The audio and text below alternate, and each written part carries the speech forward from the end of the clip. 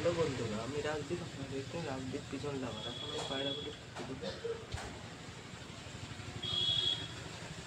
এখন বেজে গেছে প্রায় 10টা।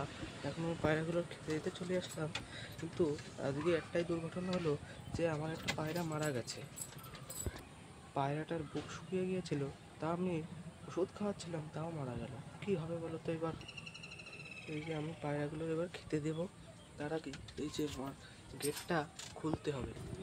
এইবার পায়রাগুলো ডেকে নেবো। আয় আয় আয় আয় আয় আয় আয় আয় আয় আয় আয় আয়। এই যে আমার সব পায়রা এই জায়গায় যাচ্ছে, আর একটা পায়রা মারা গেছে। তা কি করা যাবে বলো তো? ওই কোনায় যাচ্ছে পড়ে, ওই দেখো সব পায়রা। একটা পায়রা এখনো আসেনি, ওই যে আসছে ঘরের ভিতর থেকে আস্তে আস্তে। ওই পায়রাটার বিড়ালে কামড়িয়েছিল, তারপরে তো সেরকম আর উঠতে পারে না। আয় আয় আয় আয় আয় আয়। আমাদের মুখী একদম জেড স্পিন করে দাঁড়িয়ে আছে। মিনি ব্লগটা যদি ভালো লাগে তোমরা লাইক কমেন্ট শেয়ার করতে ভুলবেন না।